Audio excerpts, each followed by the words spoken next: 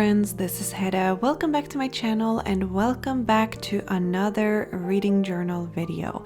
Today I am going to take you through the books that I read in April, and for me, I read quite a lot of books. In my reading journal, I make a monthly cover page for each month of the year, and then after that I make one spread for each book I read and I kind of write my thoughts on that book. So we're starting here with my cover page for April, and here I really wanted to use some of the stickers and other stationery from Paper Monogatari's spring collection this year. She was so kind and actually sent me the entire thing, which was so kind of her, and since it didn't arrive here with me in time to be used in my April spreads in my bullet journal, because I did a cherry blossom theme in my bullet journal for April, I decided that I should use the whole set for my cover page for April in my reading journal. So at least I get to use it for that, because April just means cherry blossoms for me. The collection came with 2 different notepads, and they are small enough to be the perfect size for my cover page, because I usually do a frame or a little rectangle or square or something for each book so that I have somewhere to write which books I read instead of just doing a list. I have done lists before as well, but I tend to favor this kind of setup where I have a little section for each book. So I used both of the memo pads because I tried setting up the spread with just using one of them, but it felt a little bit too much of one thing. So using both of them was the right decision, I think. I used a lot of different items from the collection here, some stickers, some pet tape, some washi tape, and I'm really happy with how it turned out. I think that it looks really cute and very springy. I have room to write down 5 books here, but I actually read 6 books in April, and I just put 2 books on the same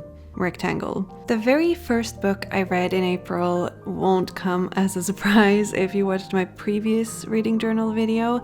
This is Artificial Condition by Martha Wells, and this is the second novella in the Murderbot Diaries by Martha Wells.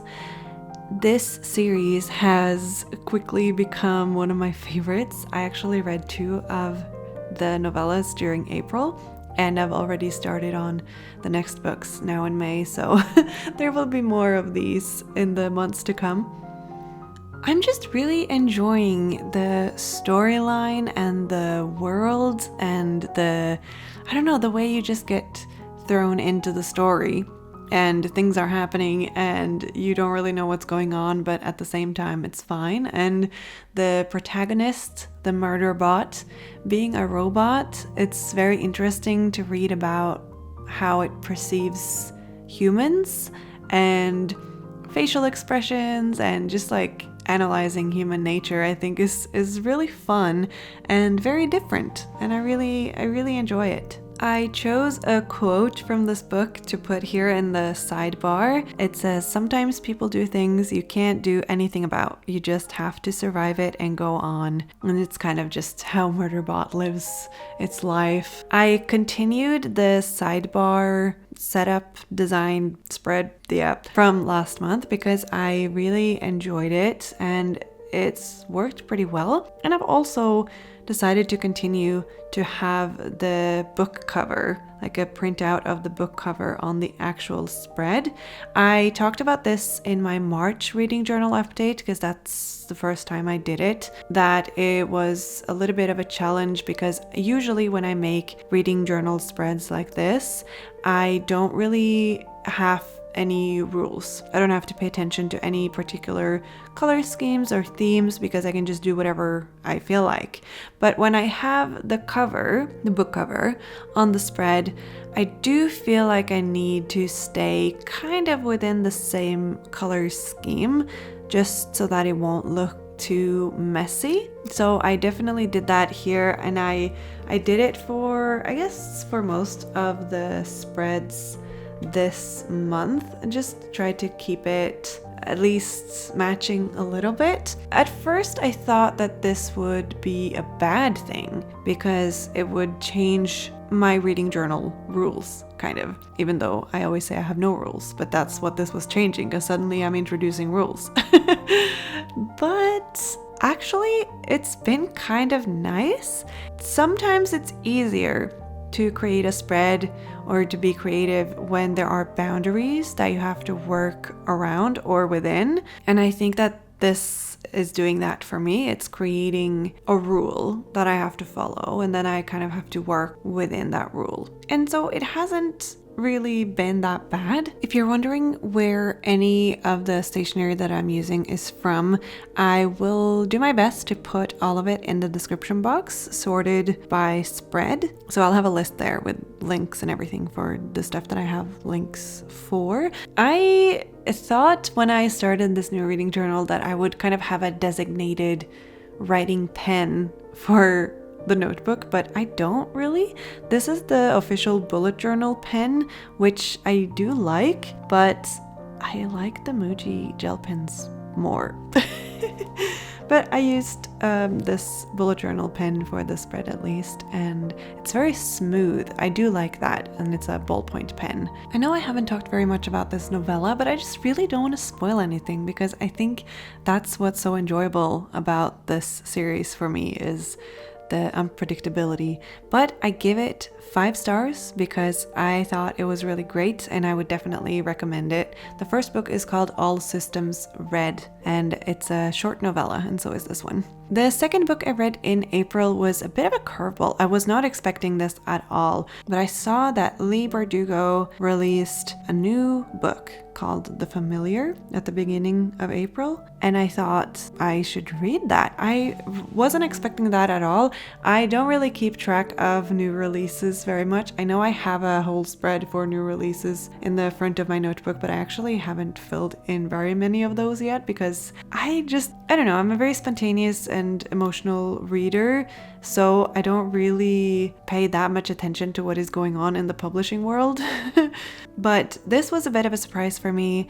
Last year I read Ninth House and Hellbent by Leigh Bardugo, and I thought that maybe her next book would be the next installment in that series, but this is something completely different. It is set in the Middle Ages in Spain, in Madrid, and it's kind of like a mix between fantasy and historical fiction, because it does have like real historical elements in it, but there is it's kind of urban fantasy, but in the Middle Ages.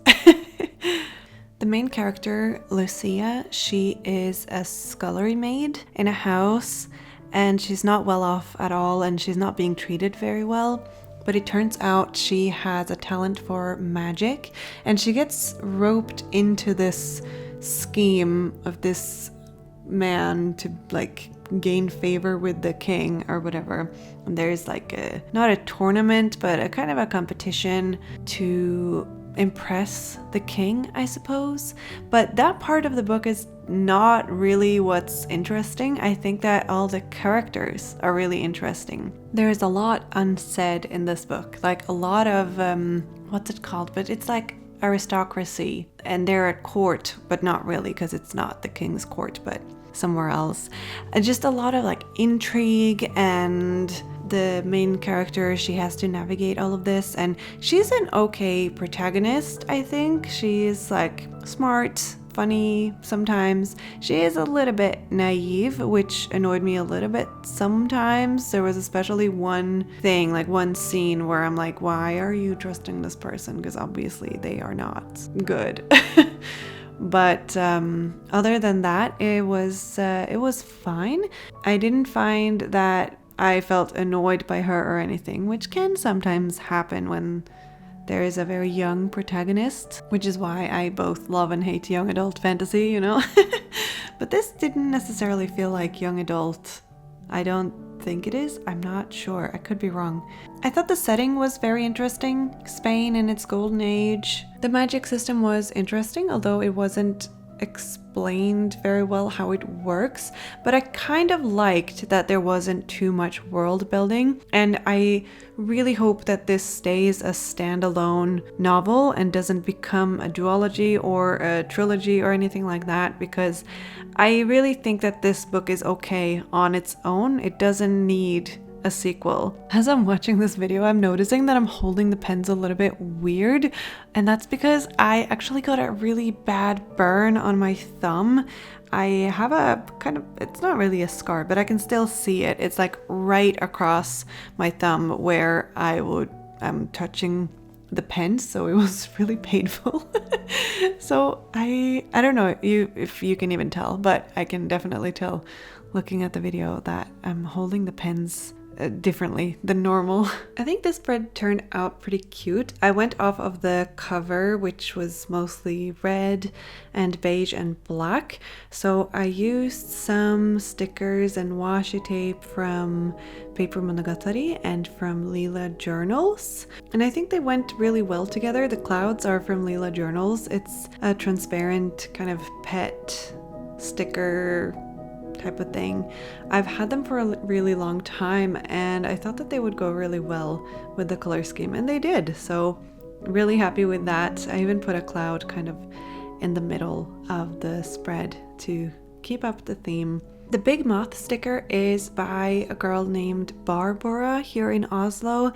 She used to have her own little art business, but she quit, I think, last year, which is really sad, but it is what happens sometimes with small businesses, especially art businesses. It is hard out there, so I totally get it, but I'm happy that I got this moth sticker, I think a couple of years ago at a market, and it fit the color scheme and the theme of this spread perfectly. So yeah. Speaking of artists, this next spread is for a book by Gretel Lusky, and you might know her as Gret Lusky on social media. This is Wayfinder, the art of Gretel Lusky, and this is a book that I backed on Kickstarter, I think a year ago almost now.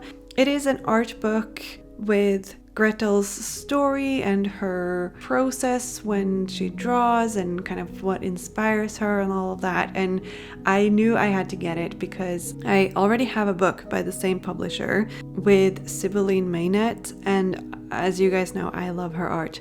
And I really like Gretel Lusky's art as well. And I thought this was a really good chance to support her and to also get another pretty art book. The book also came with some stickers and bookmarks and stuff like that, so I decided to use some of the stickers for the spread because that's what made the most sense. And because the sticker I wanted to use is fairly large and I wanted to kind of give it all of the attention that it deserves, I decided to do a little frame on the right page of the spread and have the sticker be inside of the frame like an art piece should be framed.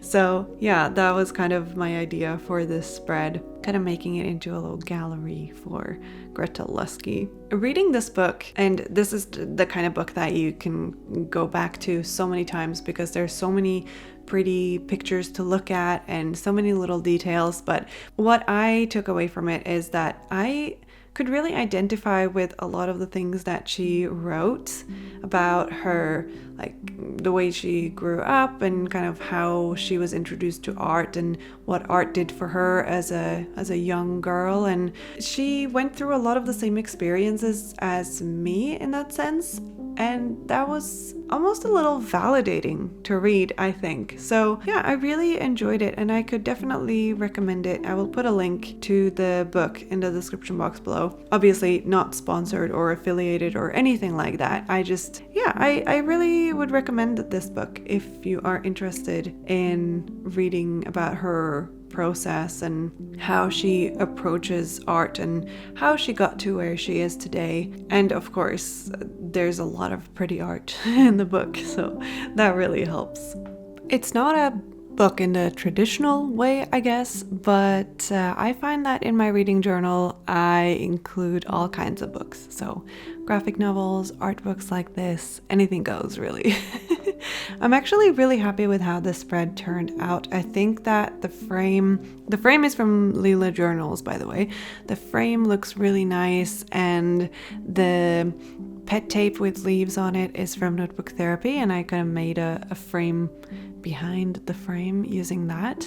Felt pretty pleased with the creativity of that. I think this might be the start of a collection. I am definitely a collector.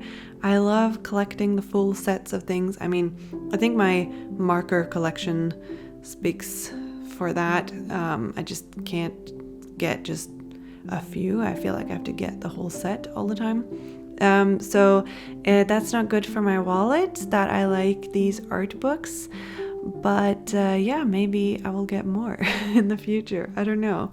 I gave this book 5 stars because I really enjoyed it. And I think that it's really fun to be able to support some of my favorite artists in this way. The next book I read in April was also a bit of a different type of book for me. I wanted to read a mystery or crime book, or krim as we call it in Norwegian. I guess that's like a murder mystery kind of. And this one just popped up on Audible for me. Apparently there are more books in the series, and the second book won some kind of Goodreads award or was nominated for an award or something like that. I've not been keeping up on my Goodreads account at all this year. But I thought I would give this one a go because it's fairly short. Or it's almost a 10-hour long audiobook, but I usually listen on 1.2 or 1.3x speed because I feel like a lot of the people who read the audiobooks, they read it a bit too slow for my liking. So I usually adjust the speed a little bit. And I gotta say it's not my favorite book. It was entertaining because it's a thriller kind of, and it had some plot twists and it had mystery and all of that, but I don't feel like it's a great book in my personal opinion. The main character, there's a lot of flaws in the design of the main character. I feel like sometimes she is a certain way and sometimes she is a different way, but that could also just be the main character, or like the protagonist, being an unreliable storyteller, of course, because the book is told from 2 different perspectives, but it is mostly from the perspective of the main protagonist, or the housemaid in this case. I just felt like it was a little bit, and this is gonna sound really mean, but it felt a little bit like a thriller or mystery book that you get at the grocery store. At least here in Norway, there will be like novels at the grocery store close to the checkout, and this book kind of felt like one of those. And it can still be entertaining, of course. I just don't think that it's an incredible piece of literature. And this makes me feel really uncomfortable because I tend to be pretty nice about my book reviews, I think. I usually just think of it like, did I enjoy it? Like, did I have a good time reading it or not? And kind of base my review on that. But this one was just, I don't know, I just felt like it wasn't a great book. Like it wasn't written that well, I feel like. And that's quite rare for me because I devour almost anything. And I don't think I'm that picky usually, but this one just didn't do it for me at all. So I gave it 2 stars. So it could be worse. I still kind of enjoyed the mystery, and I wanted to find out what was happening. The characters were just really weird and like too incredible. Like, I didn't believe that they were real people, you know? I didn't feel like they were behaving like real people. And that's kind of a big flaw when writing a book like this, because it's supposed to be something that could have happened in the real world, it being a mystery thriller crime book and all. So yeah, one of the worst books I've read this year, if I'm going to be completely honest. I feel like I read the whole thing. I will not be reading the second one, even though it's been nominated for awards on Goodreads.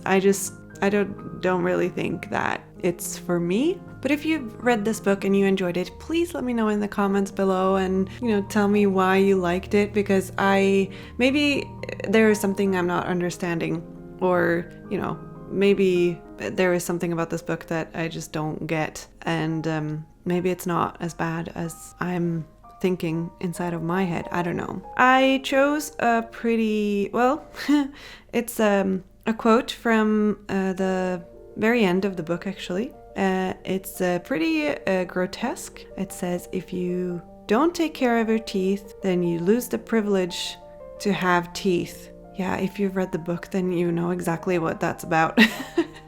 Although I didn't like the book very much, I do like the spread that I made for it. I find that a lot of book covers have blue in them, and this one was very blue and a little bit of yellow, so I stuck with that theme.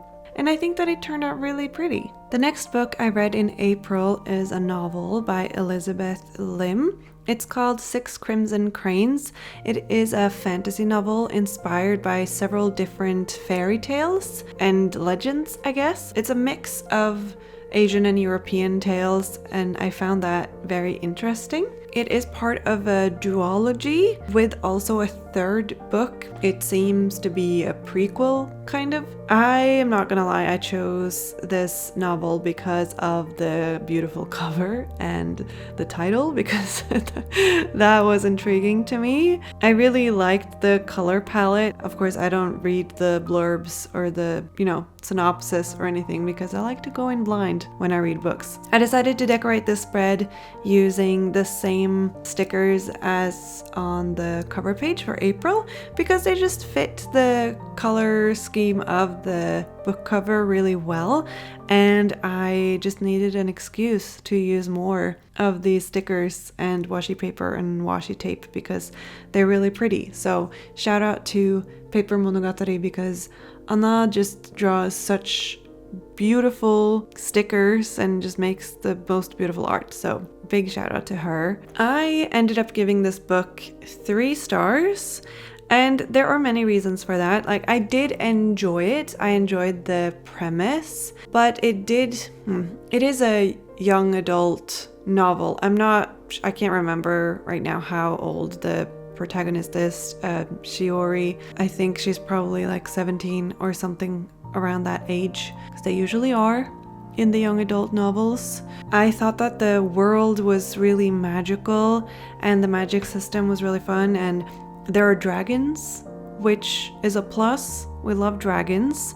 The second book in the duology is actually called The Dragon's Promise, so hopefully that is a promise of more dragons. But yeah, it was really fun. I enjoyed the legends, fairy tale aspects of it. After having read other novels that also draws upon the legend of Chang'e, I thought that this was an interesting spin on it. I also enjoyed many of the characters in this book, and I thought that Shiori was a pretty good protagonist. She has a lot of growth throughout the book, which is always good. There is a pretty big plot twist that maybe isn't that unexpected for many people, but still, it is a big plot twist. But I will say that this is the type of story where the conflict could have been solved just by talking.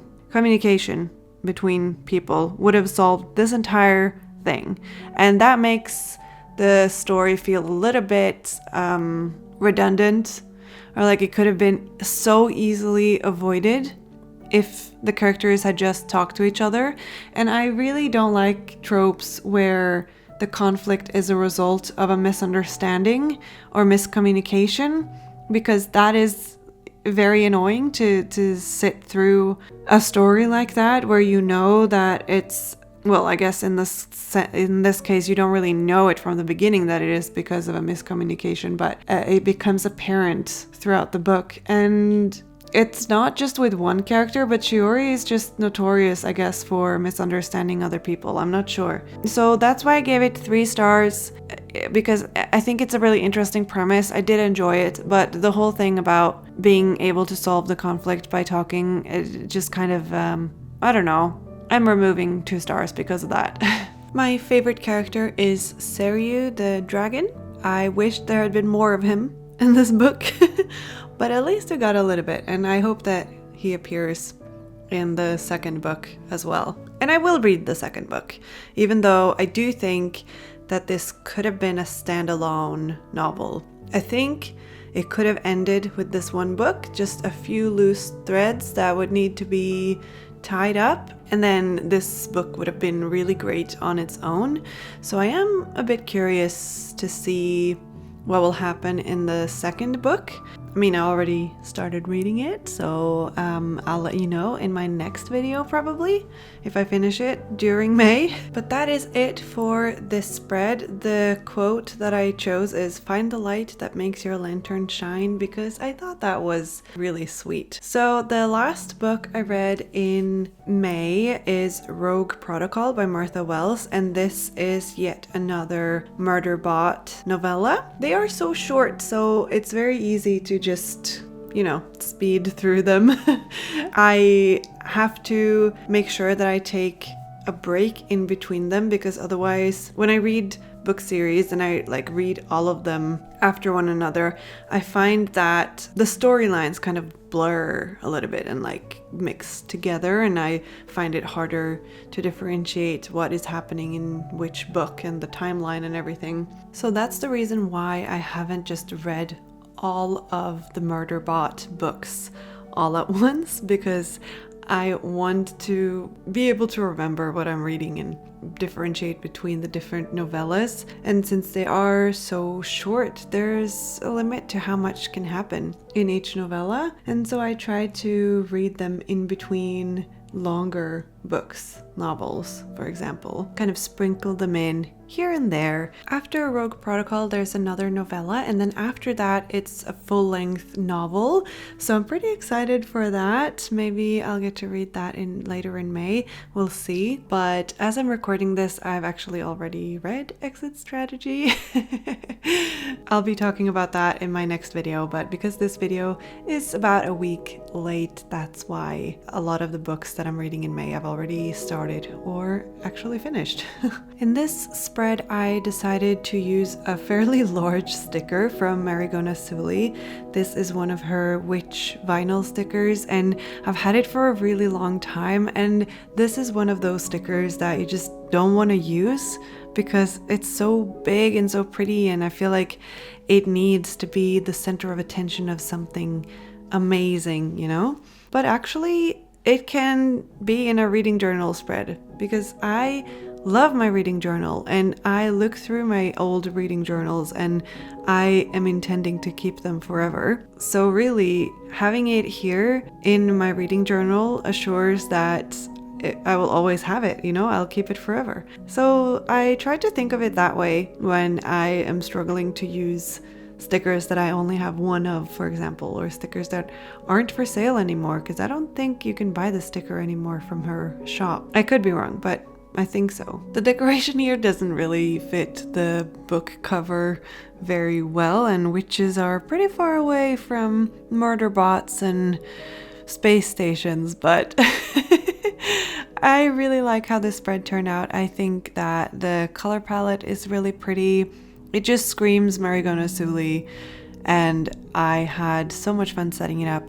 The butterfly stickers, one of you guys sent to me actually. I don't know where they're from, but they are really pretty. Lots of gold sparkly details. So if anyone knows who made them or where they're from, please let me know in the comment section. I gave Rogue Protocol 5 stars. I think it's really, really funny and sweet and wholesome, even though there's a lot of violence and a lot of, you know, bad people and bad things that happen. I think that it's in general a very wholesome people about finding out who you are and figuring out your identity and your place in the world, and also human nature and relationships, and especially untraditional relationships between people and robots, I guess. I just think that it's really sweet, and once again, I would definitely recommend the Murderbot Diaries to anyone really. The first one is called All Systems Red, and there's a lot of them. I don't really think I understand or know how many of them there are, but I will figure it out eventually. The quote that I chose for Rogue Protocol is, "Somewhere there had to be a happy medium between being treated as a terrifying murder machine and being infantilized." And it just, sums up Murderbot's experience quite well, I think. And those are all the books that I read in April. 6 books in total, 2 of them novellas, one of them an art book, and the other 3 regular novels. And I'm pretty pleased with myself that I didn't just read fantasy this month. If you've read any of the books that I've talked about in this video, I would love to hear your opinions on them in the comments below. Did you agree with me? Did you disagree? I love talking about books, and I am definitely open to other people's perspectives and opinions on the books that I read. Sometimes I love a book and then I see someone else who just absolutely hated it, and vice versa. It goes the other way too. And I think it's really interesting, and it just shows again that reading novels, whether they are good or not, is mostly subjective, I think.